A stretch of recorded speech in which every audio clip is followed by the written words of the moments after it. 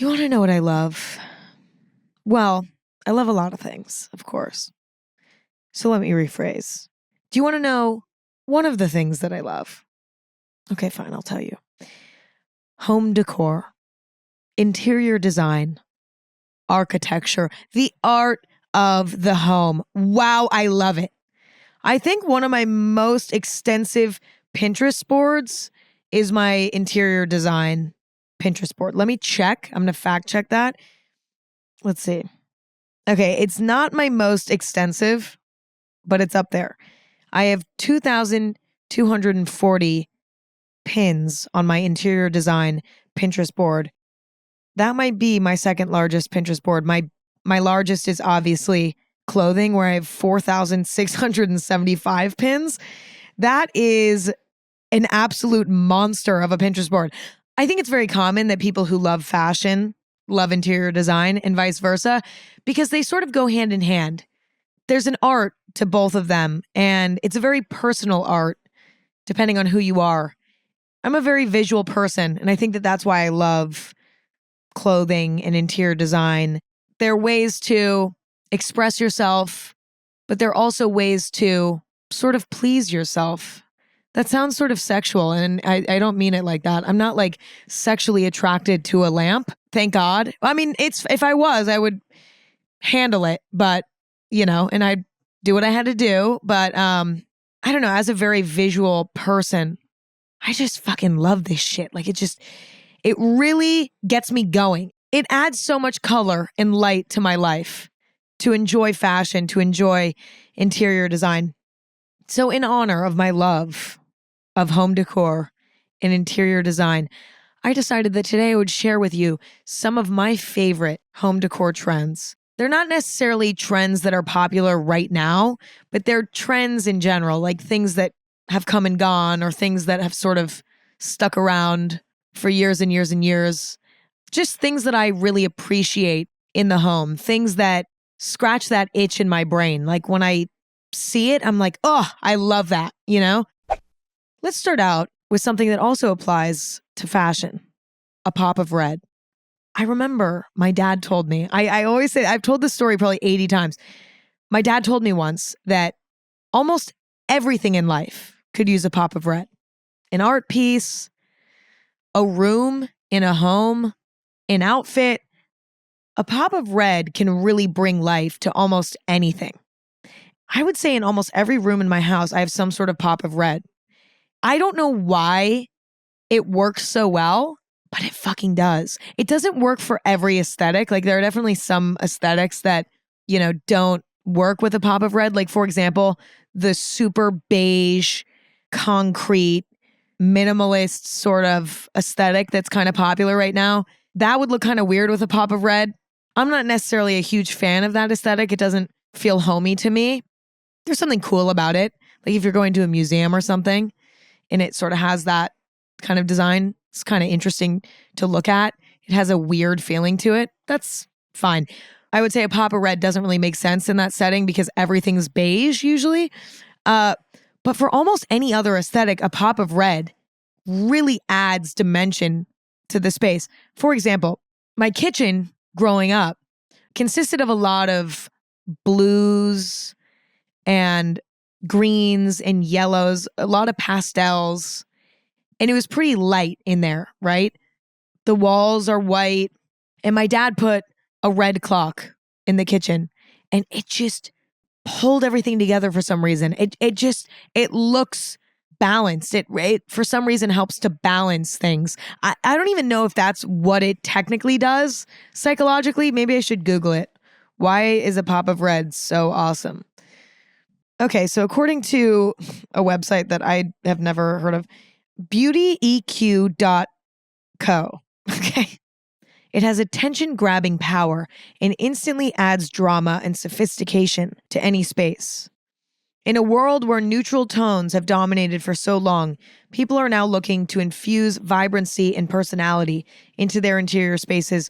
Red answers that call. You know what? What really rings true for me is the personality piece of it. There's something sort of ballsy about adding a pop of red. There's something sort of, God, I wish I had a better word, but quirky about it. I hate that word. Whew. But there is something sort of quirky about it. It's a sign that you're willing to take risks, that you're willing to play with color, you know? That goes for an outfit or for a space in the home.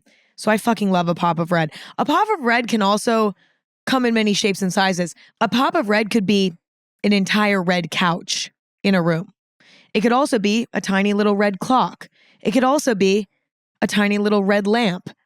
It could also be a painting that is composed of primarily red. Like, it could be anything. I fucking love it. All right, next. Warm, natural wood. I feel like when I was growing up, it was very popular to see new homes be constructed with light, beachy wood, sort of gray almost looking wood. Like if you go and tour a modern apartment in Los Angeles, chances are the wood that's used in the home is going to be a very pale gray looking wood. I understand the appeal. It's versatile. It's modern. It has that sort of clean, modern aesthetic. Like I get it. I mean, I don't love it. I just don't love it.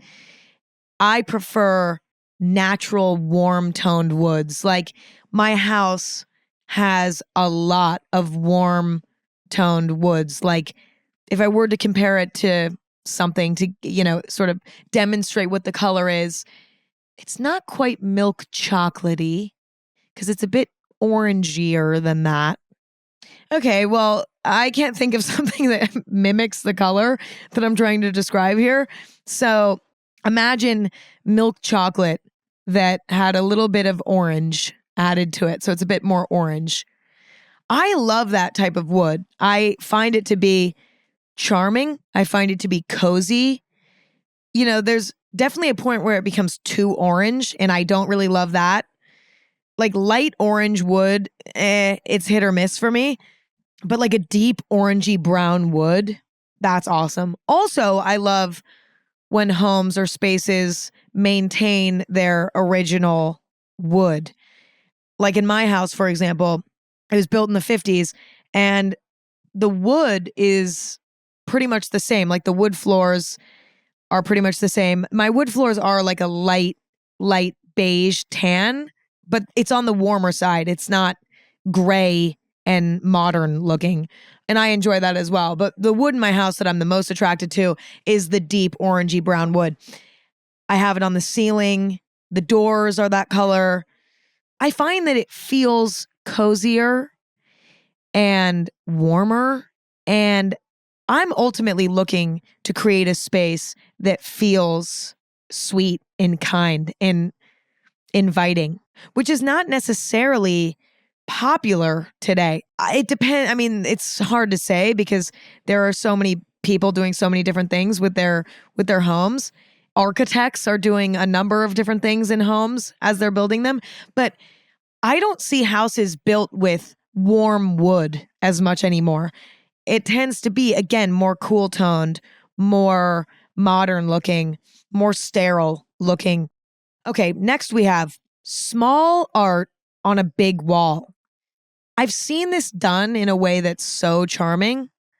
Like, for example, I saw this photo on Pinterest a few weeks ago that showed somebody's bedroom and the bed was pushed up against the wall.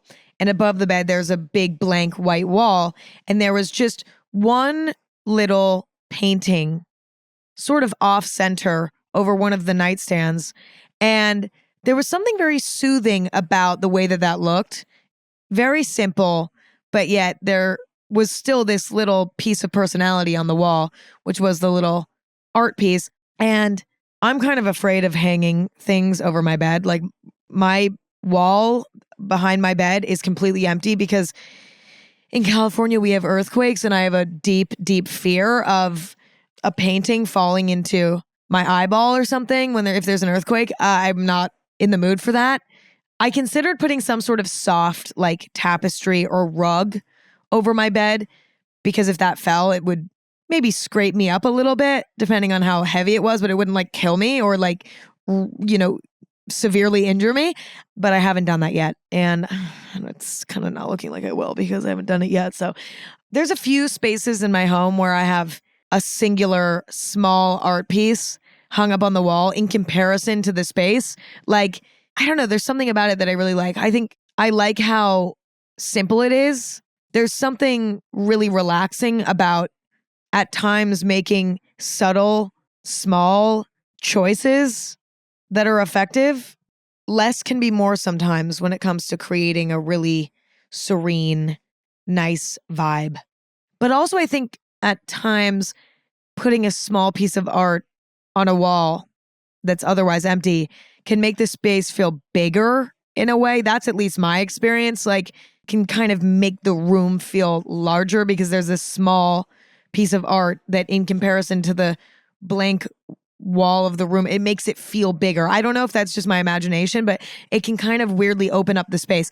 There might be some sort of interior design scientist that thinks that I'm wrong about that, but I have felt that. But I'm also about to contradict my last favorite home decor trend with the complete opposite, which is doing a gallery wall. I also love an eclectic gallery wall. I don't know how I feel about every wall in the house being a gallery wall. I think that can at times feel cluttered and overwhelming, but I think having a gallery wall somewhere can be really fun, but also look really cool and be interesting to look at. In my living room, I'm slowly but surely building a gallery wall of sorts. It's taking me forever because I'm taking my time collecting sentimental pieces. I don't want to rush it because then I'll end up buying art that doesn't truly connect with me. Like, I've been sort of waiting for it to come to me. And at random antique shops and stuff, I will find things. But it's taken me over a year now to start building it up, and it's still not done. Like, I think it'll probably take me 5 years to finish, if not more.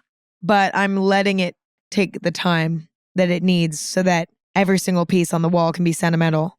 But I think it's a fun design choice because, number one, it's fascinating to look at, especially if you make it sort of eclectic. Each little piece is something interesting to look at. And so sitting down and looking at it every once in a while is fun. But also, it adds so much texture and vibrance to a space. It's like similar to adding a pop of red. It's a sign that you're playful. It adds personality. But also, it's really fun to collect art. And it doesn't need to be expensive. You can also make art. Like, you don't have to go out and buy art. You can make art yourself for the wall. That's actually a great idea. Whether you're a good artist or not, say, you know what? I'm going to do a gallery wall in this room and I'm going to make every single piece myself. And over the course of however many years, whenever you have a weekend free, you could paint something or, I don't know, carve something out of wood, whatever, however creative you want to get, and slowly but surely build up the wall.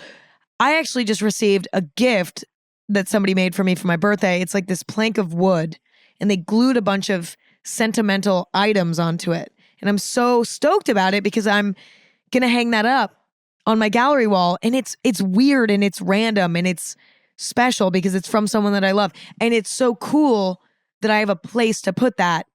And I like that it's weird because it adds to the eclectic feel of the gallery wall. You know, I also have paintings on there for my dad because my dad paints paintings, and his paintings are beautiful and like so soothing and palatable and like easy to look at. But I've also collected some art that's weird, you know, weird and kind of uncomfortable to look at. And I like the juxtaposition of like having all of those different things on the wall. And I'm excited to continue building it. But anyway, there's a misconception about art that art needs to be expensive or that it needs to be purchased from like a super highly acclaimed artist who's selling things for, you know, $100,000. It's like, no, that's ridiculous. You can go to the art fair. You can go on Etsy. You can go to weird antique shops. You can paint things yourself. I think when people think of art, they think of something, it's like an overwhelming, stressful thing to buy. I mean, I was very fortunate that I was given my first pieces of art for my home from my dad because he paints paintings. So it was, you know, easy. But when it came to buying other art, you know, that wasn't painted by my dad, I remember being really intimidated at first. Like, oh my God, am I going to have to spend like insane amounts of money on this? Not the case. There are so many great artists that are selling their art for affordable prices. There are so many ways to create art affordably at home. I mean, it's still a little pricey to like buy the canvases and the paint and stuff, but compared to buying, something from like a super prestigious gallery or something like that, it is nothing in comparison. You can get creative with how you find the art for your home, but I think it's very worth it. Whether it's a small piece of art on a big wall or it's a gallery wall, it's worth the search. But I do think it's best to take your time with it and find things that are truly special to you. Like when you look at a piece of art, you know whether or not it evokes emotion in you. Like you can feel that.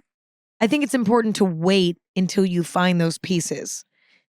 Like, for example, I was recently at an antique shop in LA and I was just shopping around, like not really looking for anything in particular, just kind of spending the day there. And I found this super weird. Actually, I posted a picture of it on my Instagram. This like very weird sort of portrait, like kind of semi abstract looking portrait of some guy. And the second I saw it, I like felt very attracted to it. I was like, oh my God, I love this. I love looking at this. It's like kind of weird and it gives me this like weird feeling and I like it. It's almost like trying on a wedding dress and being like, oh yeah, that one, that's the one. I don't know why. It's just like my gut is telling me that that's the one. It's the same thing with art. And that's why it's such a long process because you have to wait until you get that feeling. But it's worth it because I think a home filled with sentimental objects is timeless and you'll be able to live with those pieces for the rest of your life instead of buying, maybe art that's trendy in the moment that doesn't really mean that much to you, but maybe looks kind of cool, and then getting sick of it in a year and wanting to throw it out and replace it. And that's just, wasteful. And ideally, it's, nice to buy things that mean something so that you can keep them forever. I'm also sort of developing that philosophy with fashion because for a long time, I was in the trend cycle, constantly buying trendy things. And I wasn't really aware of not only how that was personally detrimental to my experience every day in my closet, having this like overwhelming amount of stuff, but I also wasn't really thinking about the ethical side of like over consuming clothing. And I'm trying to be as responsible as I can the older I get with consuming less for my own well-being and for the well-being of the world, And so, I don't know, that's why I'm just very passionate about getting better about being patient when it comes to shopping for things and waiting for something to come along that actually means something or is special or something that's going to have legs in your life that you see yourself enjoying for years to come.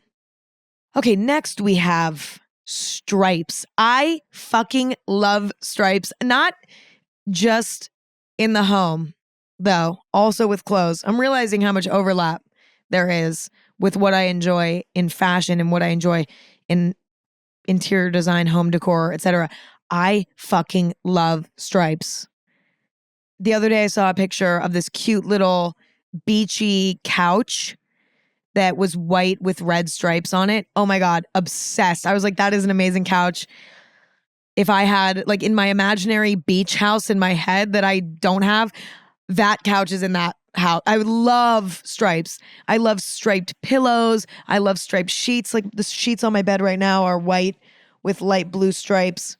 I have a vase in my room that I'm looking at right now as I'm recording this that has red and white stripes on it. I just love stripes. I think that they're so charming. I think that they're timeless. I think that they add a lot of, again, dimension and sort of texture to the room. It's a pattern that I don't think I'll ever get sick of. Whereas there are a lot of patterns that are more trendy. Like when you go on, the popular home decor websites and, you're looking around at stuff that has patterns on it. A lot of times you'll see things like wonky, irregular patterns. I wish I could describe it better. I don't really know how. Okay, I just Googled patterned throw pillows and I'm going to click the shopping tab and I'm going to describe to you some of the things that I'm seeing that to me are not as timeless as like some simple stripes, okay? When it comes to patterns, I'm seeing a lot of modern takes on florals, like abstract sort of takes on florals. This to me is trendy and will not last for very long. I'm seeing some classic, timeless, in my opinion, florals, which I actually do appreciate. I'm seeing some, I don't even know how to describe this, like kind of mid-century modern geometric shape patterns. I actually appreciate those sometimes, but I don't think that they're super timeless necessarily. They're a bit too stylized, maybe. Yeah, I'm seeing a lot of like different geometric shapes and stuff. And I just feel like for some reason those patterns feel trendy to me and they don't feel timeless. And there's something about like stripes to me where it's like it's such a great pattern that will never ever get old. It adds that dimension to the space in the way that you want a pattern to add dimension to the space, but it's timeless and I don't know, I love it. Okay, next we have unique wallpaper. Wallpaper is challenging because, wallpaper that we notice, wallpaper that's weird tends to be very maximalist in a way. Like there's a lot going on, there's a lot of color, there's dense pattern, like it can be very overwhelming. However, I think when it's done right, it can be so epic. For example, in this hotel that I stay in sometimes in New York, there's this incredible wallpaper in the bar.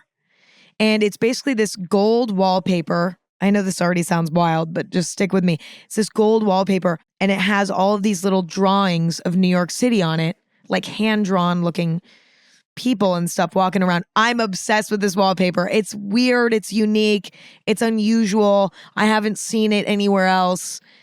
But it's so cool and it makes the space feel so warm and cozy and it's fun to look at. Like every time you look at the wallpaper, you see something different because there's all these different illustrations of New York and like every corner of the room has a different sort of little illustration and it's so fun. And I don't think I'd ever get sick of that. The problem is though, is that some wallpaper is trendy and you will get sick of it. And so that's why there's a fine line between, unique wallpaper that I like and unique wallpaper that I hate. Like it's kind of hard to explain like exactly what makes a wallpaper bad and what makes a wallpaper good. I think when it comes down to picking a weird wallpaper, it's about asking yourself, what am I going to like for years to come? I think that that's sort of a good mentality to have when it comes to decorating one's home. It's like you want to take risks to an extent so that, your home feels personal to you and your tastes. Most of us have sort of unique tastes if we were to really allow ourselves to express them. But a lot of times, we tend to play it safe for many reasons. Let's say, you're renting a home and you can't go and put wallpaper up. So you're forced to sort of stick to the white walls that are in your home. I lived in apartments for so many years and that was the case where it was like, oh, I'd love to add something to this space, but I can't because I don't own this place. I can't do that. That's one reason. If you own a home, it might be sort of a dream of yours to like do something weird to the kitchen, like paint the cabinets green or, put in some eclectic weird tiles, but it's sort of stressful to take those design risks because if you plan on selling your home down the line, certain design choices can be polarizing and can prevent somebody from buying the home. So there's so many reasons why it's sort of frightening to make these sort of risky choices when designing the home. Like you can do whatever you want with the furniture, but when it comes to the walls or tiles or countertops or whatever, you kind of have to pick and choose your battles. And I think wallpaper is the same way. But I think if you're willing to take some risk and you're excited to take some risk, it can be very rewarding as long as you're asking yourself throughout the process, is this something I'm going to like indefinitely? Next, exposed shelving. I love when you can see storage, okay? Like, for example, in a kitchen, just having a bunch of exposed shelves with cups and plates and all these things out for display, or maybe even some sort of cabinet that is storing, I don't know. Again, it could be storing plates and cups. Could also be storing little knickknacks, sentimental pieces, things like that. I love this for multiple reasons. Number one, it inspires you to have fun with objects that would normally be maybe basic or boring. Like, for example, if you have exposed shelving in your kitchen, that might inspire you to go out and instead of just buying, basic white plates and cups and things like that, maybe picking out something fun that sort of adds some color to the space. I love that. And I also love when things that are being used on a daily basis are easily accessible. And when they're just sitting out on exposed shelving, you can just grab it. It's so easy. But also, I like when things that are used on a daily basis are a part of the design as well. It might take a little bit more digging online or whatever to find cups or plates or bowls or, silverware that you enjoy. But it's so worth it to find something unique and personal to you because, again, it can add to the space even more. I don't know. I try to pick even the most mundane of things that can somehow add to the space. And that's not necessarily like a priority for everyone, right? Like some people are like, I don't give a fuck. I don't care what my silverware looks like. That's fine. But if you're somebody who enjoys it, it's these small little mundane details that we tend to forget about. Like, oh, what my cups look like, who cares? But like for the same price as a normal, basic drinking glass, you could find something with a bit more character and then have them out for display in this open shelving. And like, what a gorgeous, situation that is. But also too, I love exposed shelving in like a cabinet, for example, maybe with clear glass doors on it or something, because you can display various knickknacks or sentimental items or whatever in a way that sort of keeps them safe and, I don't know, tucked away into the cabinet. I think it is cool. It makes the home feel more human in a way when you can see everything out. Like in the kitchen, being able to see plates and cups and all of these things in open shelving, it's like you're seeing the living elements of what's in the home. It looks more homey. It feels more cozy. Or maybe with a cabinet with glass doors, it allows you to have this piece of furniture in the home, which is great and functional, but also it allows you to sort of display things in a way that gives that piece of furniture some dimension. It's not just like this block of a cabinet just sitting there with its doors closed and no one knows what's in there. There could be a portal to Narnia, which would actually be so fun. Oh, when I was a kid, all I fucking wanted was some sort of portal in my house that would take me to another world because there's so many great kid stories that include that concept, like Coraline, one of my favorite movies of all time, whatever. There's this little door in the sitting room of the house that Coraline goes through into another world. Unfortunately, that world that she goes to is evil. However, I love that idea and wow, I wish that that was real. Okay, next. A pop of color in unique places. Okay, but let me elaborate. Having a weird colored toilet, okay? Like randomly a red toilet. Or like instead of like a glass sort of white sink, it's a like forest green glass sink. Or, a tub having like weird colored tiles on it. Or taking basic appliances that we know and love and spicing them up a little bit. Like we're used to metal doorknobs, but maybe all the doorknobs are red. Like that's so cool. I love that. It adds so much character. It adds so much color. I don't know. Like I just think it's so cool. And I mean, obviously these are things that are not like you can't, like most people are not going to go out and like replace their toilet, their white normal toilet to go get like a green toilet. But let's say, your toilet breaks or something, or your doorknobs are shitty and you need to replace them anyway. I don't know. It could be kind of fun to get weird with it a little bit. But yeah, I haven't integrated any fun pops of color in these ways, but whenever I see it, I'm elated about it. Like I'm giddy about it. For example, there's a store in LA. Actually, I interviewed Emily Bodie, who is a fashion designer, and she has a store for her clothing. in LA, and the toilet, if I remember correctly, is green with like a black toilet seat. And it's so cool to me. And I remember when I saw that, I was like, oh my God, I wish I would have done that in my house. It's just fun. Okay, next we have jewel tones. Okay, I'm going to read the technical definition of jewel tones from thenowherenation.com. Jewel tones are colors and tones that are derived from gemstones such as sapphire, ruby, and emerald. Typically, jewel tones have a high level of color saturation, which makes them dynamic and eye-catching. Historically, precious and semi-precious gemstones have been used to signify wealth, status, and royalty. And so when we see these jewel tones interrupted into modern designs, they instantly give a sense of distinction and regalness. I don't necessarily agree with that last part. Like, I don't like jewel tones because they make the space feel more royal or wealthier or more regal. Like, I just don't align with that. Like, that's not why I like them. The reason why I like them is because jewel tones tend to be deep and rich and warm. And it sort of mirrors the same sentiment that I had towards warm, natural wood in the home. I think rich, deep colors help to create a cozy environment. Like, something that comes to mind is my grandfather's house. He has warm wood walls. Okay, like the walls are wood. Like, he lives in sort of a cabin vibe.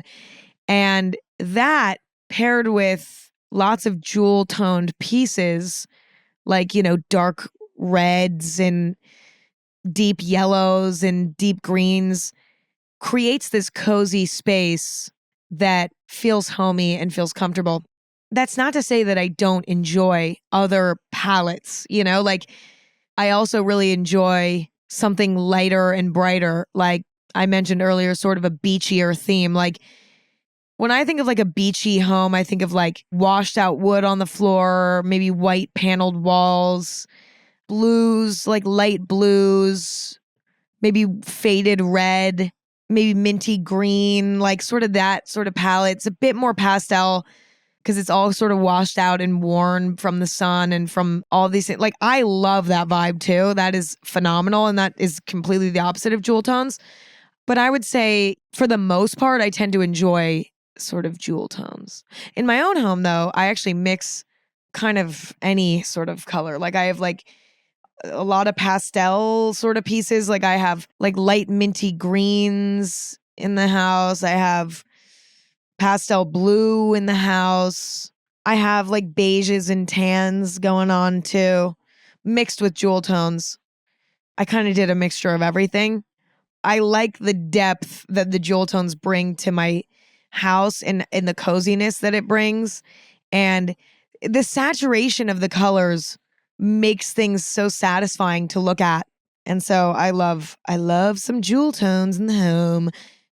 Next, we have weird details. This sort of, again, mirrors the sentiment of like having a green toilet or a red sink or like red doorknobs. Unusual details are just so fun. They're little things in your home that just make you smile when you see them. I've seen so many cool ideas on Pinterest. Like, for example, bent spoons as drawer pulls. Instead of using, the sort of standard little pulls, I saw someone who took vintage spoons, bent them, and then screwed them onto the drawers so that it's this like interesting detail that adds character. But it's also cool because it's taking vintage spoons, which maybe are kind of gross and like rusty and like aren't going to be used anymore, and turns it into something new and useful. And I love that vibe. Other things are like, I don't know, maybe a little house phone that looks like a duck. Like if you watch Jersey Shore at any point in your life, you probably remember the duck phone. Their house phone is this sort of duck-shaped phone.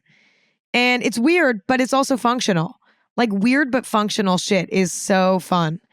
Again, like maybe your doorknobs are shaped like fruit. Weird little details like that just bring so much joy. They bring so much joy when you see them. Like every time you go to open a door or something and you have a weird doorknob, it's like, oh my God, that's so fun. Or every time you go to open a drawer in your house, you're like, oh, I love my little spoons as drawer pulls. Or whenever you go to make a call, well, nobody really uses a house phone anymore, but let's say you do use a house phone for some reason. Oh my God, I love that my little house phone looks like a duck. You know, like that's funny, but also it's special. Like you're not going to want to throw that out because it brings joy. Or even like, let's say you're a really big Harry Potter fan, okay? Maybe in your bathroom, like you have a little hung up map from Harry Potter. Like that's a little weird, fun detail that I don't know, like it's personal to you and it makes you smile when you see it, but it also kind of looks cool too. I like shit like that. Okay, next. This is so obvious, but I really prefer, for the most part, vintage furniture for many reasons. Number one, I think it immediately removes you from the trend cycle because similar to fashion, furniture also has trend cycles, right? And so if you're going to buy new things, a lot of times they're trendy, they're of the moment. And I don't know, I think that that's also why I love vintage clothing. And a lot of times I prefer vintage clothing because when you shop for vintage stuff, you're sorting through such an eclectic mess of things. Like there's every aesthetic, every trend you can imagine all in one place. And you're not going to be as swayed by what's trendy because there's no trends present.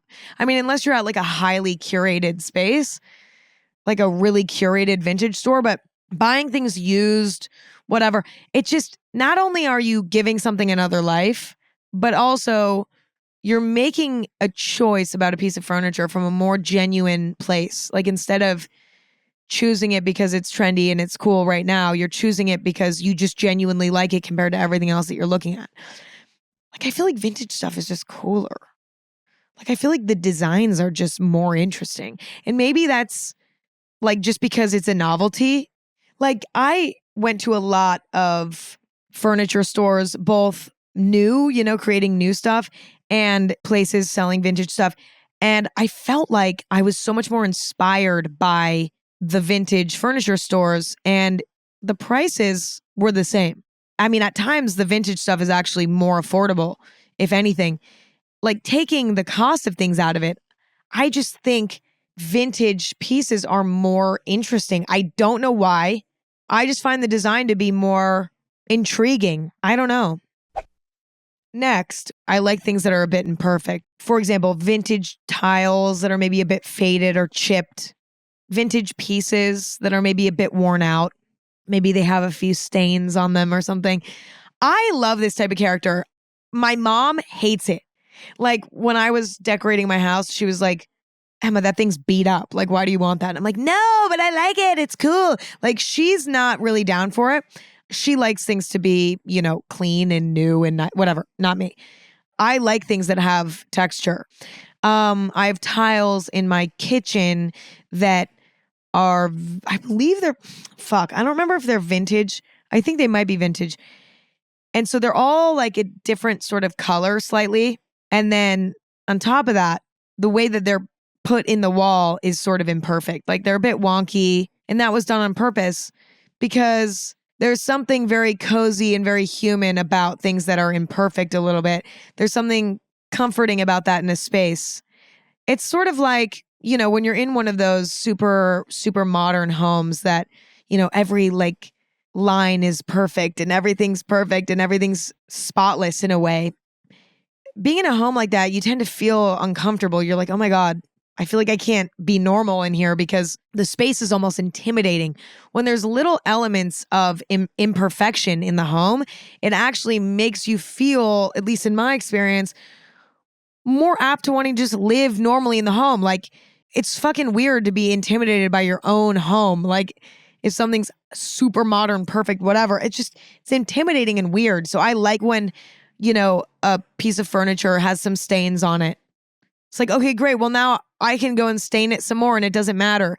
Or like if something, you know, has like a little rip in it, like, you know, a couch has like a tiny little rip in it or something, or it has some worn out areas. It's like there's something really comforting and inviting about that. And it feels like a space that you want to live in, which is the whole fucking point of a house. Like it's not this like display. It should be a livable, warm, cozy home, in my opinion. Okay, next we have chrome details. I fucking love chrome. For example, my nightstands they're wood with like a outline of chrome, and then the legs are chrome, and the little handle to open the little cabinet part is chrome. And I don't know, I just fucking love it. I also have like a lamp in my room that I'm looking at right now that it's like this red sort of kind of looks like a big light bulb almost, and it has a red base and then this massive sort of light bulb on top with this big chrome sort of, I don't know, you know how like a light bulb has metal on the bottom, it sort of looks like that, but it's chrome. Love that.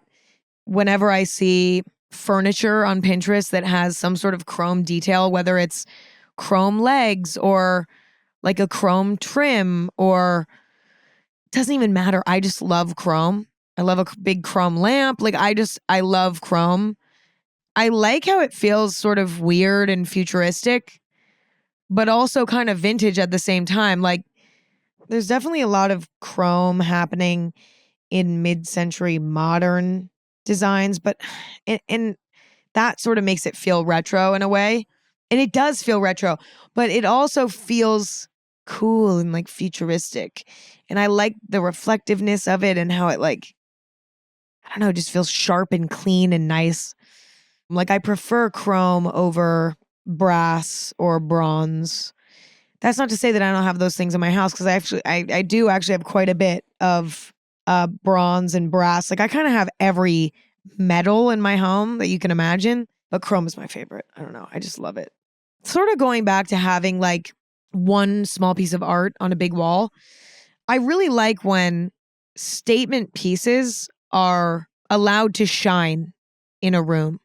It can be really tempting to want to do more, want to like overwhelm your dresser with a bunch of little trinkets and objects and things like that.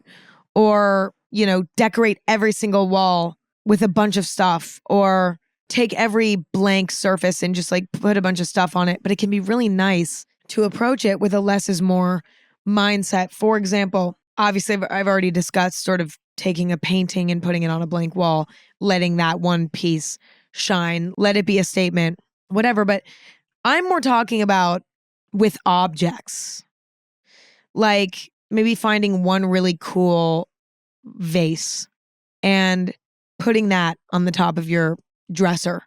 Instead of having like a bunch of different knickknacks and candles and all this different stuff, getting one really cool statement piece and letting that light up the space, Or maybe keeping the design in your bedroom, very simple, but having a really interesting statement bed frame. You know what I'm saying? Letting certain pieces shine by not going all the way maximalist, and just jam packing your space with a bunch of eclectic weird things. There is something really fun about that too. And so I don't necessarily want to, I'm not shitting on that by saying that I like this other thing, but I do think that there's something really special about the balance of having things be simple, but then having these statement pieces that really get to shine. You get to sort of enjoy the serenity of like a simple space while enjoying some statement pieces, Next, we have unique glass. Okay. This is like so random, but I am so attracted to weird glass, like a shower that has, those big glass blocks that you can't quite see through, but it lets the light through. I love stained glass, actually.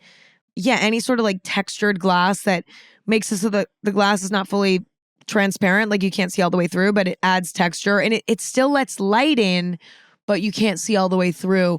I love textured fun glass.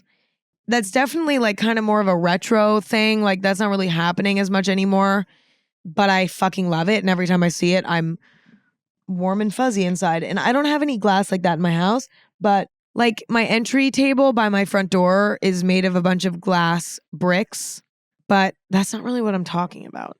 I'm talking more about like fun windows and stuff. I mean, I think it can also work in like a cabinet because that's something with like a window.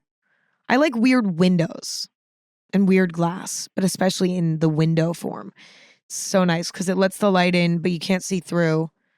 And it adds so much character. It's just it's so cool. I'm thinking about like if I could add that to my house, like where would I do it? Maybe in a cabinet. Definitely not in any of my windows. Like it doesn't really work with the design of my house, but in some it does, and it looks fucking awesome. Okay, and last but not least, we have no throw pillows. Okay, this is not only for convenience, this is also for aesthetic and for look. Like for so many years, I always had throw pillows on my bed. Like growing up, I always had throw pillows on my bed. At least one. Like it started with the pillow pet. I had a little pillow pet on my bed growing up. When I got a little bit older and started to really get into getting creative with my space, I like begged my mom to take me to TJ Maxx so I could get some throw pillows for my bed. And I got so many and it clogged up my bed and I would throw them all into the ground and it was so fucking annoying. And now I've graduated to having a bed that has no throw pillows on it. I have like one little tiny stuffed bear on my bed and that's it. It's just the pillows that I sleep on.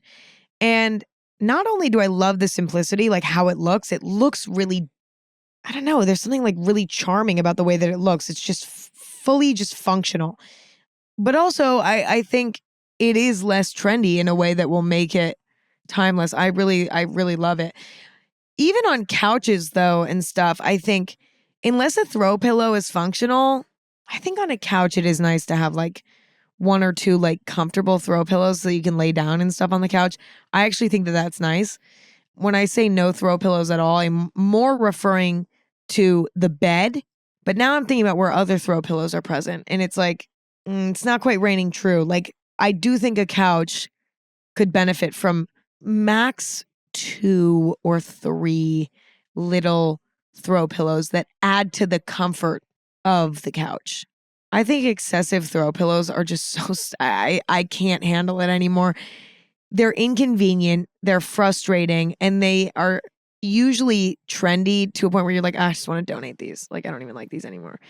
The less throw pillows, the better. I fucking cannot stand when there's too many throw pillows and I'm like, what do I even do with all of these? Like I have to, and then you just end up throwing them on the ground anyway.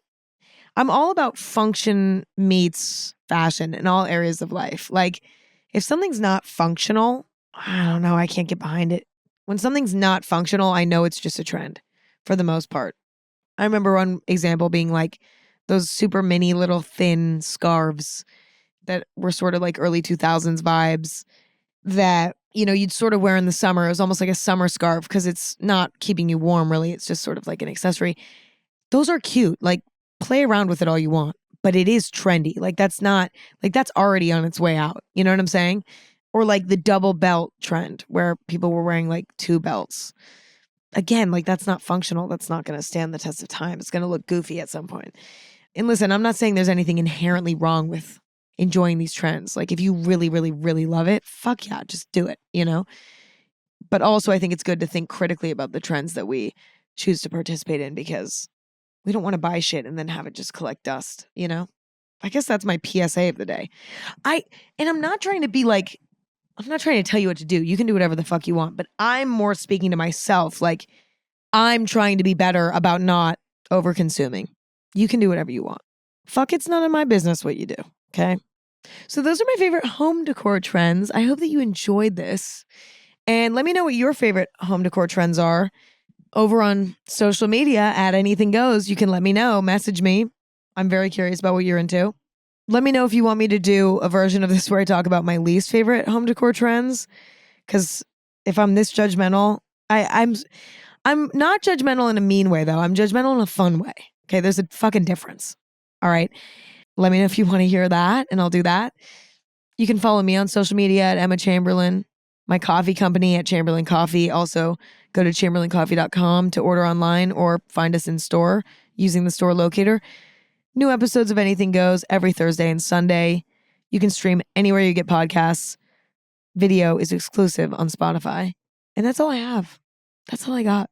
I hope that you all enjoyed hanging out. As always, I absolutely did. Thank you for hanging out. Thank you for listening.